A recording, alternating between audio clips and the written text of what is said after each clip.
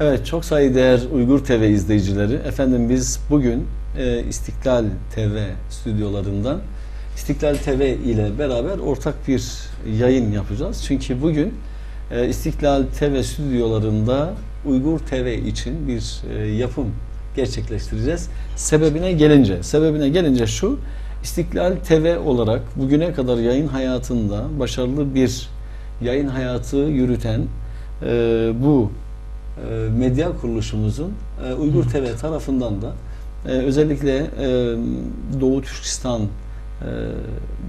medyasında, Doğu Türkistan dünyasında da tanınıp bilinmesi için ve Uygur TV ile bundan sonra yapacağı ortak çalışmalar için de bir başlangıç hükmünde bir beraber program yapacağız. Şu anda yanımızda İstiklal TV'nin genel yayın yönetmeni Sayın Musa Can Er Beyefendi var. Ve biz istiyoruz ki bugüne kadar mutlaka kendisi konuklar almıştır, konuklara sorular sormuştur. Biz de bugün istedik ki artık o zamanı gelmiş olsun ve biz Musa Can Er Beyefendi'ye biz artık sorular soralım. Biraz o heyecanlansın, biraz o kendisini anlatsın. Uygur TV aracılığı ile biz istiyoruz ki yine İstiklal TV'nin biz de Avrupa'da gözü kulağı dili olalım. Onların yayın hayatında onlar da uyduya çıkıncaya kadar hiç olmazsa gücümüzün yettiği kadarıyla ortak yapacağımız programlarla buradaki gelişmeleri, Avrupa'daki gelişmeleri ve dünyadaki gelişmeleri hep beraber dünya kamuoyuna beraberce taşıyalım. Çünkü gerçekten Doğu Türkistan'ın şu anda yaşadığı bu zulmü, bu sıkıntıları dünya kamuoyuna ulaştırmakta biz gerçekten büyük bir sıkıntı çekiyoruz Uygur TV olarak. Aynı sıkıntıyı İstiklal TV'nin de çektiği kanaatiyle böyle bir güç birliği, gönül birliği olsun istedik. Evet efendim, stüdyonuza hoş geldiniz. Siz hoş geldiniz aslında. Teşekkür ederim. Rica ederim. Öncelikle ben İstiklal TV'ye gelmeden önce sizi Uygur TV izleyicileri bir tanısın istiyoruz. Kendinizden biraz bahseder misiniz? Evet, ben Doğu Türkistanlı, Uygur Türk'üm. Yurt dışında eğitim aldım. Eğitim bittikten sonra yurtta dönmek isterdik. Oradaki durumlar değişmiş. Biz dönemediğimiz için Türkiye'ye gelmiş olduk. Burada madem okuduğumuz halkımıza yetiştirelim, onlara nasıl hizmet edebiliriz diye bir düşüncede olduk. Sonra İstanbul'a geldikten sonra evet.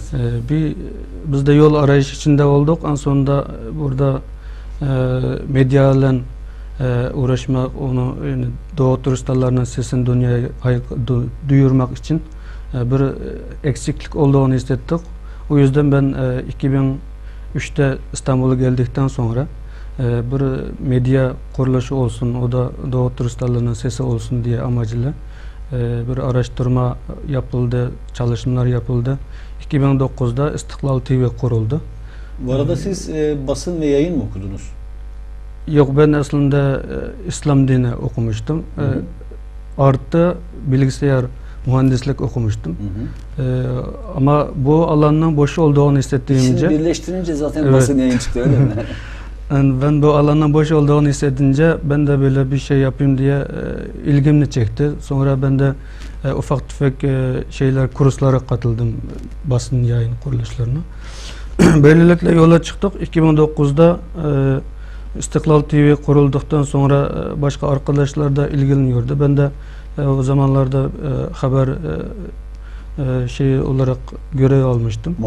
Muhabir olarak haberler yapıyorduk. Aynı anda başka bir radyoda görev almıştım. İstanbul temsilcisi olarak da orada da çalışıyordum. O yüzden ben bu işe bayağı kursta eğitim aldım. Sonra bilen arkadaşlardan danışarak onlarına yol göstermesiyle bugün kadar geldik. Ama İstiklal TV şu an ilk önce başladığımızda haber üzerindeydi. Sonra radyo yapmaya çalıştık, internet üzerinde. En sonunda 2011'de bunu TV'ye dönüştürelim diye radyodan TV'ye dönüştürdük. İnternet üzerinde yayın yapan bir... 2011'de? Evet. Şu an 5 yıldan bu yan internet üzerinde bir TV programı yayın yapıyoruz. Biz de aslında bu konunun sahibi olmasak, yani konu sahibi, yani meslek sahibi olmasak bile bu işin eksik olduğunu, kimsenin yapmadığını hissedince böyle yola çıktık, araştırma yaptık, kurslarda okuduk, kendimizi bu konuda yetiştirmeye çalıştık. O yüzden bugün bu günlük geldiğinde İstiklal TV olarak dünyada Doğu turistlerinin sesi olmaya çalışıyor. Daha iyi ileri seviyeye götürmeye çalışıyoruz, çaba gösteriyoruz. Yani bu konuda halkımızdan da destek bekliyoruz. Daha bu İstiklal TV'nin böyle yola çıkmasında bayağı 5-6 yılda bir süreci var. Bugün geldiğinde biz bunu bir uydu aracıyla bir Doğu turistlerinin resmen bir TV'si olsun diye o düşüncemiz, arzumuz var. Ama onun için de çaba gösteriyoruz ama şimdilik yani her gün 8 saat internet aracılığıyla Doğu turistlerinin ilgili kültür, sanat, din, eğitim, siyasi konularda programı hazırlayıp da her gün hangi saatlerde yayın aralığı olur? Yani biz belli bir saatimiz yok ama sabahın akşamı kadar saat 9-6 arasındaki hazırlıklarımız programlarını her akşamı yayınlıyoruz. Akşam derken kaçta başlıyor yayın hayatı? Yani 3-4 ile başlıyor da 6'ya kadar canlı olmadığı için biz önce hazırlıyoruz stüdyomuzda. Hazır olduktan sonra FTP atarak tüm dünyaya internet aracılığıyla böyle yayınlıyoruz işte. Evet. Peki bu yayınlardan sonra geriye dönüş oluyor mu size internet aracılığıyla? Oluyor. Birçok arkadaşlar dünyanın çeşitli bölgelerinden bize arayanlar oldu. Bize e-mail yazanlar oldu. Bazıları eleştiriyor, bazıları iyi fikirler veriyor, daha iyi olmasını istiyor, bize yol gösteriyor. O konularda bize geri dönüşler bayağı var. İlgi çekenler de oldu. Orta Asya'da olsun, Orta Doğu'da olsun, Avrupa, Amerika'da, dünyanın nerede Uygurlar yaşıyorsa oralardan kimseler arayıp da bize teşekkür ederler de oldu, eleştiriler de oldu iyi niyetle. Yani daha iyi olsun diye. Yani bize bayağı ilgi olduğunu biz de hissediyoruz. Her gün ortalama 5.000 ile 10.000 civarında ziyaretçilerimiz var. Biz daha sayının artması için çaba gösteriyoruz. Daha biz ne kadar iyi çalışırsak daha çok ziyaretçilerle ilgi çekebiliriz diye çaba gösteriyoruz. Elimizden geleni yapıyoruz. Ekipmanda kaç tane görevli arkadaşımız var İstiklal TV'de şu anda? Şu an 6 tane arkadaşımız mesai olarak çalışıyor. Onlar da her birisi konu uzmanı olarak da eğitim alan, kısa olsa da kurslarda eğitim gören medya konusunda. Teknik arkadaşlarımız var, teknisyen. Bu konu medya ile ilgili okuyan arkadaşlarımız var. Yani bunların hepsinin kendi görevi içerisinde. Kimse montajlık yapıyor, kimse kameramanlık yapıyor, kimse kurgu, montaj işlerini yapıyor, kayıt yapıyor, haber hazırlıyor. İlgili her alanda arkadaşlarımız var. Onlar kendi görevlerini yerinde yapıyor. Evet. Şimdi internetin ortaya çıkmasıyla tabii önceden dünya büyüktü. Evet. Artık dünya küçüldü. Hatta böyle bir mahalle, bir köy gibi bir yer oldu. Evet. Artık herkes birbirinden haber alabiliyor. Herkes birbiriyle işte en kısa zamanda bazı şeyleri paylaşabiliyorlar. Tabii gönül istiyor ki biz bu haber ağımız biraz daha genişlesin. Bütün amacımız da bu zaten. Peki bu haber alma konusunda sıkıntılarınız elbette ki var. Özellikle Doğu Türkistan'dan aldığınız ya da almanız gereken güncel haberleri almakta sıkıntılar çekiyorsunuz. Peki bunun en büyük sebebi nedir sizce? Bunun sebebi yani Çin Doğu Türkistan'ı işgal ettikten sonra orayı üstü açık hapishane gibi bir durumda tutuyor şu ana kadar. Onun için oradaki insanlar özgür olmadığı için orada basında özgürlük yok. Yani tüm Doğu Türkistan'daki basın yayın kuruluşlarının hepsi Çin Komünist Partisi'ne bağlı. Çin Komünist Partisi ne isterse onu yayınlıyor. Ona karşı ya da onu eleştiren hiç herhangi bir program yayınlanmıyor. Hatta özellikle oradaki halkının da direkt haber vermesi ya da oradaki olayların anlatılması da Çin Anayasası'na göre suç sayılır. Böyle olduğu için biz de haber almakta zorluk çekiyoruz. Halkımız da bazı haberleri bize temin etmek istese bile Çin istemediği için, Çin yasakladığı için bize haber veremiyor. Biz böyle durumlarda da yana uğraşıp bir şekilde haber almaya çalışıyoruz oradan. Çin zaten oradaki olup ötken gerçekleri, baskıları, zulümleri dünyadan saklamaya çalışıyor. Ama biz elimizden gelince o suçlu Çinlilerini dünyaya ifşa etmek için elimizden gelince haber almaya, oradaki suçlarını delil olarak da ortaya çıkarmaya çalışıyoruz. Ama zorluk çekiyoruz gerçekten. Ama ara sıra bazı önemli şeyler alıyoruz. O da internet aracılığıyla çok gizli bir şekilde. Onun da etkisi oluyor, yankısı oluyor dünya bizi yansıttıktan sonra. Ama Çinliler dediğim gibi basın özgürlüğü olmadığı için çok kendi propagandasını yaptığı medya kuruluşlarını kullanarak halkımızın gerçeklerini saklamaya, gerçeklerini gerçek gibi göstermemek için yanlış propagandalarını, yalan haberlerini yayınlayarak halkımızın beynini yıkıyor. Yani. Komünist ideoloji üzerine kurulan devlet olduğu için Doğu Türkistanlı Müslümanlarına fikirlerini değiştirerek dinsizleştirmeye, baskı yapmaya uğraşıyor. Ama halkımız da Müslüman olduğu için onlar Çinlilerin baskısına tepki gösteremese bile kendi kalbinde imanı İslam ile yaşamını, kültürünü korumaya devam ediyor. Ama biz medya olarak da Çin'in yaptıkları suçlarını ne kadar alabilsek onu yayınımızda ilan ederek dünya sesimizi duyurmaya çalışıyoruz. Şimdi şöyle, biz ne kadar oradaki yaşananları birebir İslam dünyasına, Türk dünyasına ve insanlığa ne kadar anlatmaya çalışırsak çalışalım, maalesef Doğu Türkistan'ın oradaki maruz kaldığı zulmü, orada yapılan sıkıntıları nedense dünyaya anlatmakta bir sıkıntı yaşanıyor. Evet. Bu ister Uygur TV olsun, ister İstiklal TV olsun, ister diğer yayın kanalları olsun. Tabii ki bunun mutlaka sebepleri var. Evet. Diğer sebepleri anlayabiliyorum. Mesela diğer sebepleri nasıl anlayabiliyorum? Efendim diyorum ki işte falan basın kuruluşunun üzerinde bir baskı var.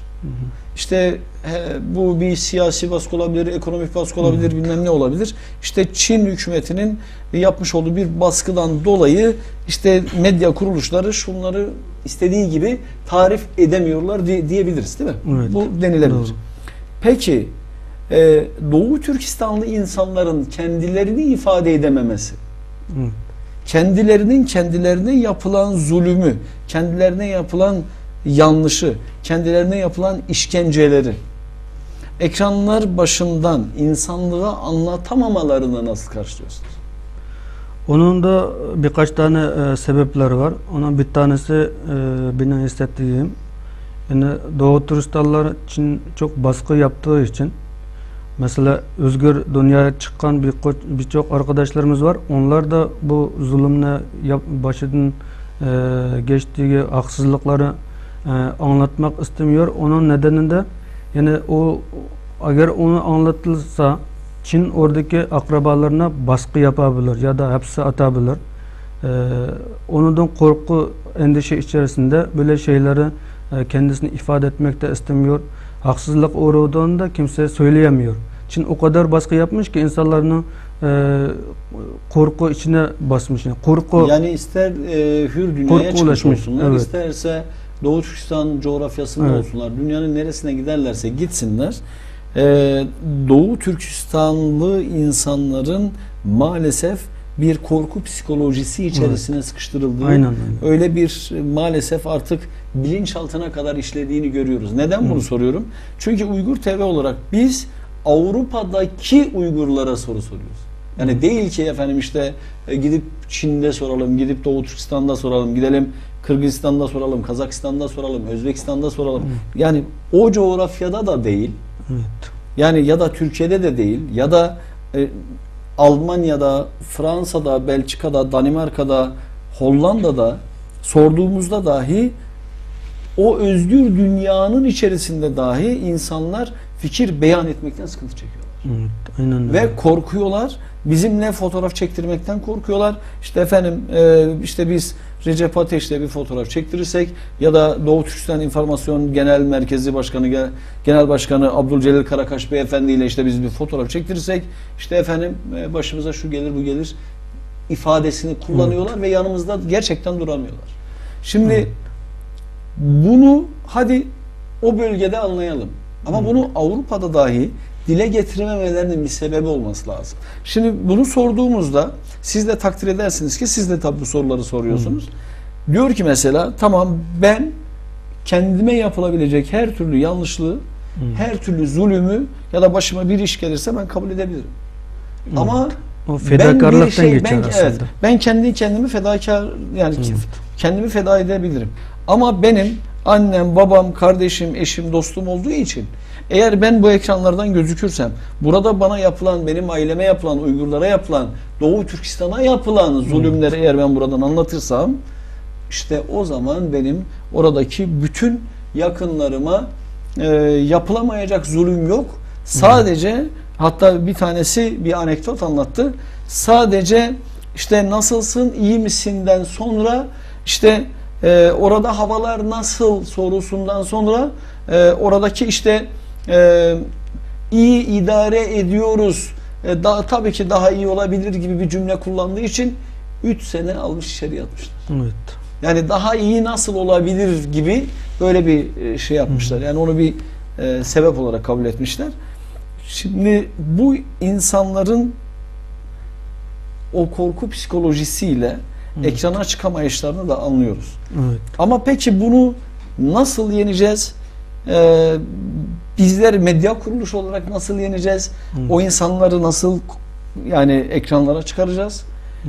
Hatta ben şöyle bir şey de söylemiştim ya gerekirse işte yüzlerini maskeleyelim, yüzlerini işte buzlayalım hani diyoruz ya. Kapatarak da bir şey yapabiliriz aslında. Yani tamam yapıyoruz ama onu dahi yapmayanlar var. Evet, onu da Kimisi kabul diyor, etmiyorlar. Evet, kimisi diyor benim sesimi tanırlar, öbürsü diyor benim bilmem. Yani sebep çok. Evet.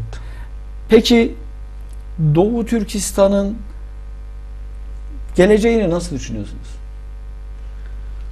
Doğu Türkistan'dan geleceğini nasıl düşüneceğiz?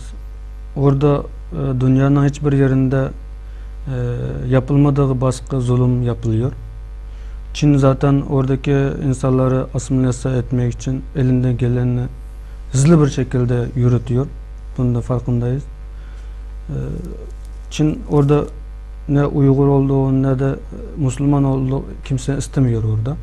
Onun için şu an çocuklarımızın dağıtıp 4 yaşındaki okul yaşına yetmeyen çocuklarımız dahil hepsi Çin dili ve Çin kültürünü öğretmeye çalışıyor.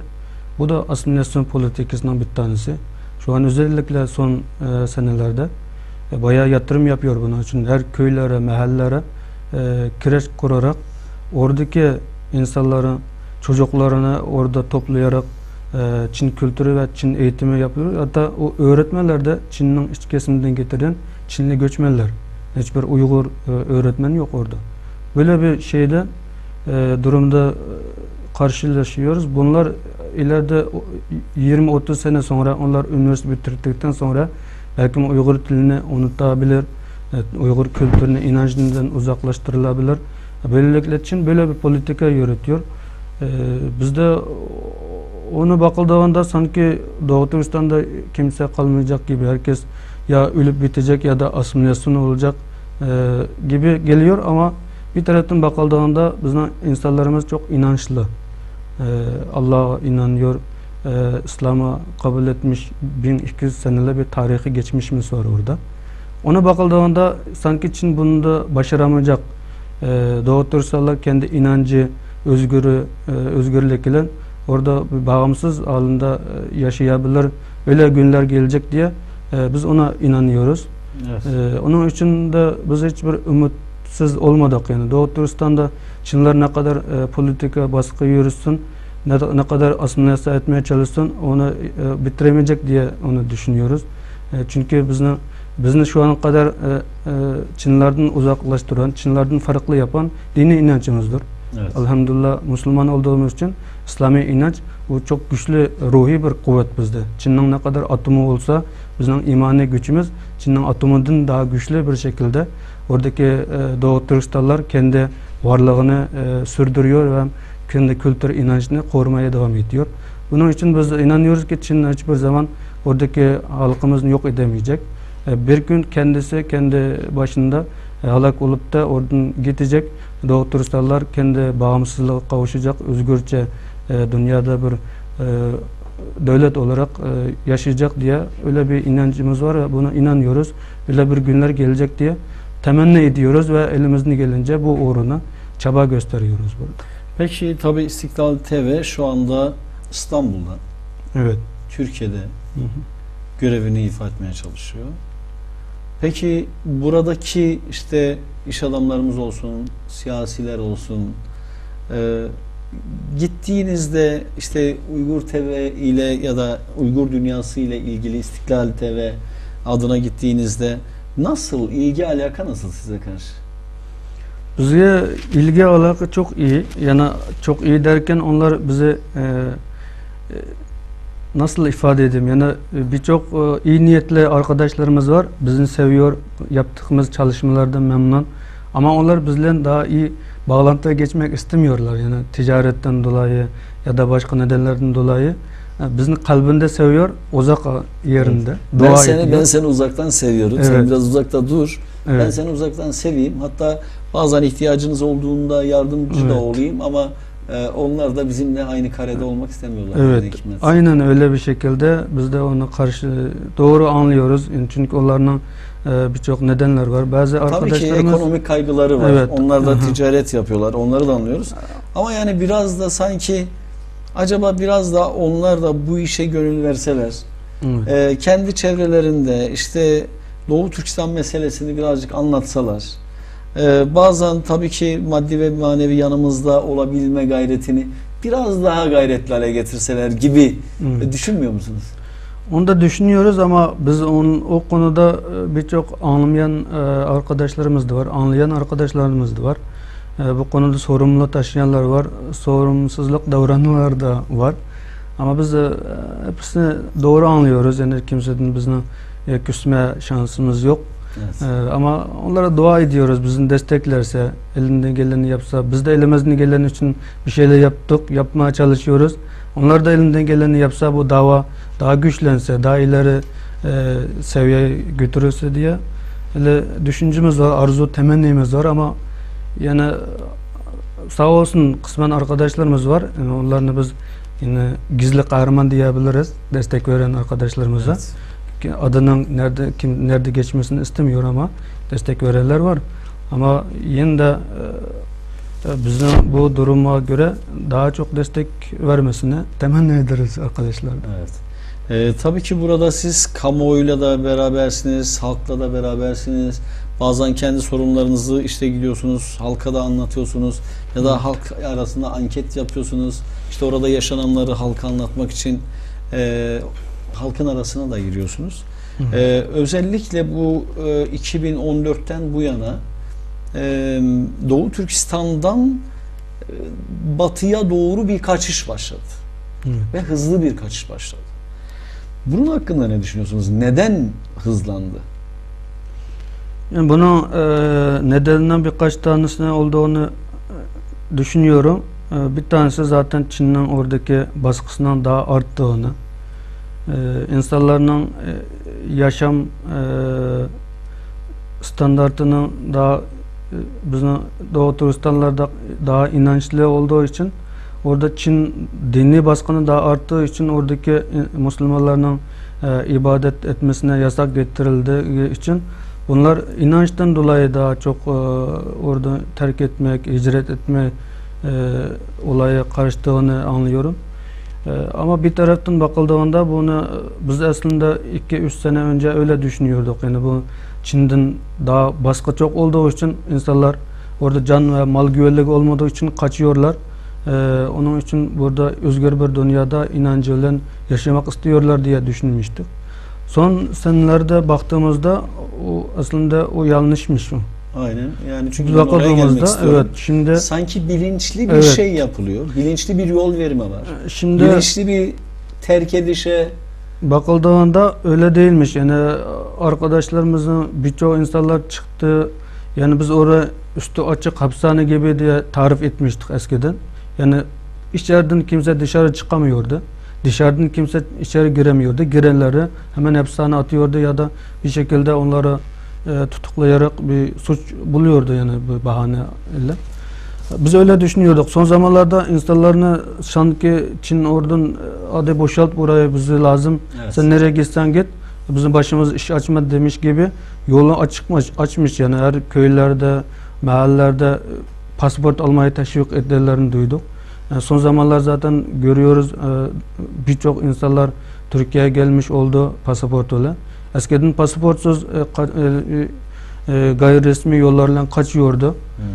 Şu an pasaportla gelirler çok. Yani biz bunu araştırdığımızda birçok insanlar Çin orayı boşalt, burası bize lazım, sen nereye gitsen git diye bir politika uygulamış diye onu gördük. Başka bir şey daha, mesela oradan buraya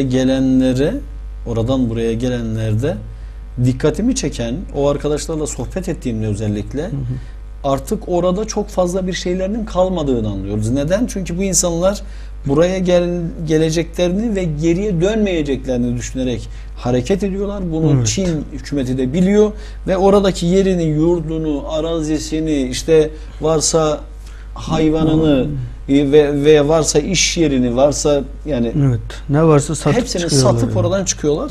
Ve bu da tabii Çin'in Çin'in işine geliyor bu. İşine geliyor ve bunu da hızlandırmaya gayret ediyor. Peki orayı boşaltmak Çin'in işine geleceği malum. Peki Doğu Türkistan'ın gelecekteki inşası ve istikbali ve istiklali açısından nasıl bir şey görüyorsunuz?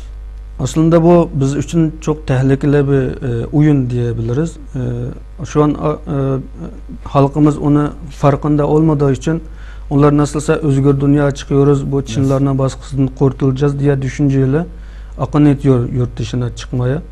Ama bu gelecekte biz için o büyük bir tehlike yani. Nasıl dersiniz, orayı boşalttıktan sonra Çinliler oradaki bir ailenin yerine 10 tane Çinli'ni getirecek. Evet. Onu yerleştirecek. Böylelikle eğer oradaki insanlarımızın yarısının çoğu çıkarsa orada kalanlar zaten erip bitecek yani. Çinliler sayısını çoğaltacak orada. Ne kadar çok gelirse o kadar onların etkisi altında kalırlar. Kültür altında kalırlar. Böylelikle asimilasyon olma tehlikesi var. Bunun şu için anda, biz özellikle Urumçi'de benim bildiğim kadarıyla zaten nüfus çoğunluğu Çinlere geçmiş Çinli zaten önceden %80 Uygur Türk'ü olmasına rağmen son 4-5 sene içerisinde %80'lere kadar Çin'in yükseldiği söyleniyor. Ama bunun tabii ki biraz abartılı gibi buluyorum. Sebebi de şu, işte 2014 ile 2016 arasında gelen arkadaşlardan edindiğim bilgilere göre tabii ki yine maalesef ekrana çıkmadan konuşan sizlerin de yaşadığınız şeyler var. O arkadaşlardan edindiğim bilgilere göre bu kati yani %60'tan aşağı değil diyorlar yani. Orada Çin yoğunluğunun artık teyit edildiği bir aşikar bir durum yani. Evet, Doğu Türkistan'da biz bir şey öğrenmiştik geçen senelerde. Çin'in bir gizli politikası. 2006'da Çin yöneticileri Doğu Türkistan Uygur Türkleri Şincan diye sözde Şincan diye adlandırılan bölge hakkında bir toplantı yapmış. Bu toplantıda bir tanesi bir öneride bulunmuş. Bu öneride sonunda gizli olarak dağıtılmış da bizden de elimize geçti belge. Ona da demiş ki Doğu Türkistan'da orada coğrafi olarak büyük bir yer, nüfusu az. Biz zaten büyük bir nüfuslu bir ülke olduğumuz için buraya daha çok Çinlilerini yerleştirelim, yani nüfus dağıtım yapalım diye. Öyle bir politika uygulamış. Onun içinde yani Doğu Türkistan'ın en az 200 milyon Çinlilerini yerleştirme politikasının olduğunu, onu önerdiğini, onu kabul edildiğini duyduk. Eğer böyle bir durum varsa zaten orada Çinliler Doğu Türkistanlarının 21 milyon diyor. Onun içinde 10 milyonu Çinli diyor, 11 milyonuna 9 milyonu Uygur, 1,5 milyonu diğer Kazak, Kırgız azınlıklar diye böyle sayıyorlar. Ama biz en az 35 milyon insan var diye öyle bir araştırma resmi olmayan rakamlarda tahmine göre 35 milyon insan var. Şimdi bunun sebepleri var tabii. Şimdi bunun sebepleri var. Bunu siz de biliyorsunuz. Sebeplerden bir tanesi de şu. Uygur bir aile. Evet. Eğer bir tane çocuk yaparsa kayıt altına alıyor. Yani ona pasaport veriyor, nüfus cüzdanı veriyor. Evet. 2 tane verirse vermiyor. 3 tane verirse aileye komple vermiyor. Evet. Şimdi her Uygur ailesinin nereden baksan hemen hemen yani şu anda bize gelen aktüel haberlere göre Uygur aileler orada çoğalmak için işte 2, 3, 4 çocuk yapmaya gayret ediyor. Buradan yola çıkarsak zaten kayıt altında olmayan binlerce, milyonlarca Uygur'un olduğu kati. Evet. Yani bu prosedüre göre zaten bu böyle. Öyle olduğu için onların işte 21 milyon gibi gösterdikleri rakam yani çok böyle çok basit bir rakam gibi duruyor. 1946 özür dilerim 1949 senesinde zaten o zamandan Uygur nüfusunun 60 milyona yakın olduğu söyleniyor. Yani o da yine kayıt altında olmayanlarla beraber. Ama şu anda bunun işte 21 milyon gibi lanse edilmesinin ya da o insanların kayıt altına alınmayışının sebebi eğer gün gelir de dünya böyle bir ivme yakalarsa işte Çin hükümetine sorarsa ki ya bu kadar insan vardı, bu insanlar nereye gitti, ne yaptınız bu insanları diyebilmek ve hesap sorabilmesini ortadan kaldırmak için bu insanlara kayıt altına almıyor. Evet, aynen öyle. Evet. Yani neticede biz İstiklal TV'de olsak, Uygur TV'de olsak, dünyanın hangi basın kuruluşu olursak olalım, şu anda eğer o Çin hükümetinin dünya ile olan ekonomik ilişkilerinde diğer ülkeleri ve basın kuruluşlarını bir şekilde ister ekonomik sebeplerden olsun, ister siyasi sebeplerden olsun, hangi sebeplerden olursa olsun haber yapmamaya zorlamasının neticesinde şu anda biz 2 tane yayın kuruluşu, 2 tane kardeş kuruluş, ikisi de Uyguristan öyle diyelim, Uyguristan Doğu televizyonu, Türkistan. Doğu Türkistan televizyonu diyelim. Olmamıza rağmen sanki böyle kendimiz çalıp kendimiz söylüyormuş gibi oluyor. Ama biz istiyoruz ki dünyanın neresinde olursa olsun istiyoruz ki bu zulümü artık insanlar duysunlar. En azından duysunlar. En azından haberdar olsunlar. En azından maddi manevi belki bir şey yapmak istiyorlar. Bir şey yapamıyor olabilirler. Ama hiç olmasa bir dua etmekten de mi aciz hale düştük diye ben kendi kendimize sormak istiyorum. Buradan biz istedik ki İstanbul'daki bu yayınımızda İstiklal TV'nin genel yayın yönetmeni Musa Can Beyefendi nezdinde İstiklal TV hakkında biraz bilginiz olsun. Buradaki çalışan kardeşlerimizin gönül birliği içerisinde birbirine kenetlenmiş, gerçekten Türkiye Cumhuriyeti'nin misafirperverliği, kardeşliği, onları kucakladığı haliyle biz onları çalışır bulduk. Türkiye'de olmaktan çok mutlu olduklarını size sormadım ama buradaki diğer tabii mutluyuz yani. Evet. Doğu Türkistanlılar yani yalnız ben değil, buraya gelen herkes mutlu çünkü burada biz gerçi Doğu Türkistan'dan geldik. Burada Türkiye'li kardeşlerimiz bize kucak açtı. Onlar bize sevdi, saygı gösterdi. Biz burada yani hiçbir yabancılık hissetmiyoruz. Çünkü bizden Türklerle her açıdan bağımız var. Tarihi açıdan da aslında tek devlet, tek millet, din kardeş, kan kardeş sayılırız. Onun için bunlarda aslında bu sorumluluk var böyle bir davranması. Bunlarda sorumluluğun yerini getir diye düşünüyoruz. Biz de kardeş, iyi kardeş olmak sorumluluğumuzu yerine getirmek için elimizden gelince çaba gösteriyoruz. Evet, mutluyuz burada yani. Eyvallah. Bir gün Doğu Türkistan'a dönmek arzusu olan burada yaşıyoruz. İnşallah bir gün döneceğiz, orada kendi doğduğumuz topraklarda hayatımızın sonuna kadar bir iyi çalışmalar yaparak, iyilikler yaparak dünyadan geçeceğiz diye düşünüyorum. Ümit ediyoruz ki bu dualarınıza Uygur TV izleyicileri de mutlaka amin diyecektir. Öyle tahmin ediyorum. İstiklal TV olarak da bu yayını siz de yayınlayacaksınız. Neticede Türkiye'de olmaktan çok mutlular. Kardeş sayılırız dedi Musa Can beyefendi. Ama gerçekten biz aynı atanın evlatları olarak ki biz kardeşiz. Neticede din, dil, ırk gözetmeksizin aslında bütün insanlık kardeş. Biz istiyoruz ki her zaman olduğu gibi dünyanın neresinde olursa olsun ezilen, üzülen, zulme uğrayan hiç kimse kalmasın. Bunların ortadan kalkabilmesi için de gücümüzün yettiği kadarıyla Uygur TV ekranlarından olsun, İstiklal TV ekranlarından olsun, diğer TV kanallarından olsun. Ümit ediyoruz ki insanlık bu zulmün sesini duyar.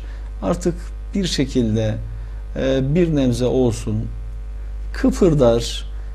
En azından biri birine anlatır. Ya işte burada da biz kardeşimiz varmış, burada zulüm görüyormuş. Acaba bunlar için ne yapılabilir? Bu soruyu birbirlerine sorma gayretiyle biz bu programları yapıyoruz. Neticede sıkıntılar, problemler paylaşıldıkça azalır. Önceden ağzı olan konuşuyordu, şimdi derdi olan konuşuyor. Gerçekten biz de bunu dert edindiğimiz için böyle programları gerçekleştiriyoruz. Konuşacak çok şey var ama biliyorsunuz zaman kısıtlı, bizim de zamanımız kısıtlı. Efendim başka bir programda yine sizlerle beraber olmak üzere, daha nice güzel konuklarla İnşallah. Beraber olmak üzere. Biz de Uygur TV'ye teşekkür ederiz. Buraya kadar gelmiş, bizle ilgi çekmiş, ziyaret etti. Ve özellikle bu Doğu Turistan sesini Avrupa'ya duyurmak için buraya çaba gösteriyor, takip ediyoruz, tebrik ediyoruz. Eyvallah. İnşallah Uygur TV'ye siz Recep Bey efendime de teşekkür ederiz. Siz biz de teşekkür ederiz. Bizden dava arkadaşımız oldunuz, kardeşten öte. Biz bir yola çıktık, beraber çıktık diye düşünüyorum. Çünkü siz de bir Türk olarak da kendinizi Doğu Türkistan'la gibi bir çalışma yapıyorsunuz dava için. Oralardan buraya kadar gelmişsiniz. Orada zaten birçok çalışmalar yapıyorsunuz. Bundan sonra daha çok başarılar dilerim. Eyvallah. Teşekkür ederim ben sizlere. Eyvallah, teşekkür ediyoruz. Efendim bizim bir yayınımız da burada sona eriyor.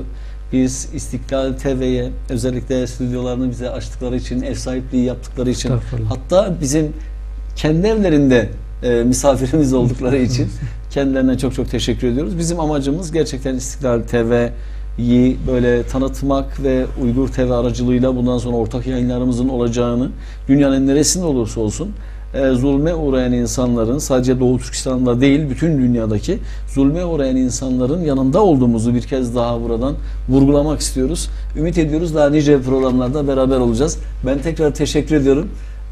Başka programlarda görüşmek üzere. İşlerinizde, yayınlarınızda başarılar diliyorum. Biz de size başarılar diliyoruz. Eyvallah, teşekkür ederim. Efendim başka bir programda görüşmek üzere. Hoşça kalın. Allah'a emanet olun.